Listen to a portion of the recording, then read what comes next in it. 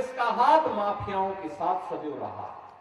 Mafia, हर प्रकार का mafia, भाइयों बहनों, वह ड्रग का माफिया हो, वह पशु माफिया हो, वह खनन माफिया हो, वह भू माफिया हो, वह वन माफिया हो, ये जितने भी माफिया हैं, कांग्रेस का उससे बहुत नजदीक का संबंध है। और अपने शासनकाल में कांग्रेस ने यही किया है।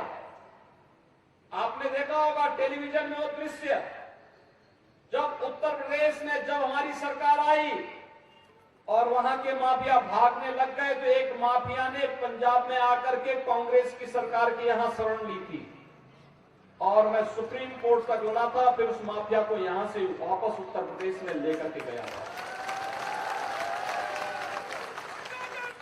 और भाइयों बहनों, मैंने कहा जब इसने अत्याचार उत्तर प्रदेश में उत्तर प्रदेश की जनता और व्यापारियों पर किया है, तो ऐसो आराम यहां कैसे कर सकता है? कांग्रेस शासन में यहां कैसे कर सकता है? इसको तो वहीं सड़ना चाहिए और इसके लिए वही कार्रवाई होगी।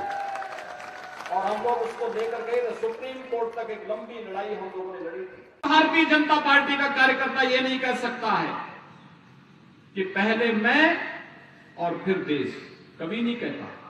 पहले देश, फिर पार्टी और फिर स्वयं का अस्तित्व, ये भारतीय जनता। लेकिन कांग्रेस के लिए पहले उनका स्वयं का स्वार्थ महत्वपूर्ण हो जाता है। देश हित से आपने देखा होगा, जब भी देश में संकट आता है, दोनों भाई बहन देश छोड़ करके चले जाते हैं। आपने बताओ, दोनों भाई बहन को कभी देश के अंदर देश के किसी संकट में देखा है क्या? कोरोना कालखंड में कहीं सेवा करते हुए देखा है क्या? कहीं किसी महत्वपूर्ण राष्ट्रीय मुद्दे पर कभी देश के साथ खड़े होते हुए देखा है क्या?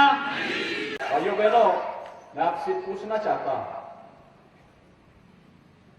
भारतीय जनसंघ की स्थापना काल से एक नारा चलता था, एक देश में दो प्रधान, दो निशान और दो विधान नहीं चलेंगे।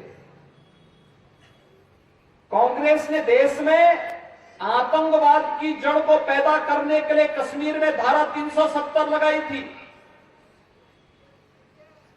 और कश्मीर में धारा 370 पूरे देश को आतंकवाद का दंश दे दी है।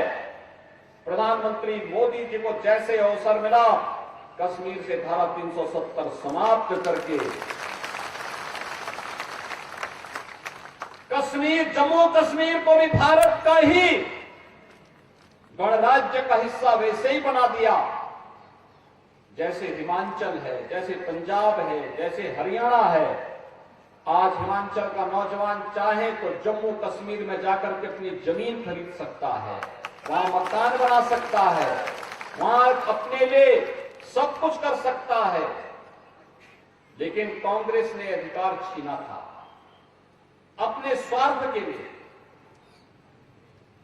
अपने वोट बैंक को बनाए रखने के लिए। लेकिन भारतीय जनता पार्टी के नेतृत्व की, मोदी जी के नेतृत्व की सरकार ने अधिकार आपको दिया। क्या कश्मीर से धारा 370 कांग्रेस हटा पाती? मैं पूछना चाहता हूं, क्या कांग्रेस हटा पाती? क्या अयोध्या में राम मंदिर का निर्माण कांग्रेस करा पाती? और भाइयों बहनों, क्या ये एयर स्ट्राइक और सर्जिकल स्ट्राइक कांग्रेस का नेतृत्व कर पाता? भाइयों बहनों, जब कांग्रेस न आपको सुरक्षा दे सकती है, न सम्मान दे सकती है, न विकास करा सकती है, तो फिर कांग्रेस को हमें चुनना ही क्यों है?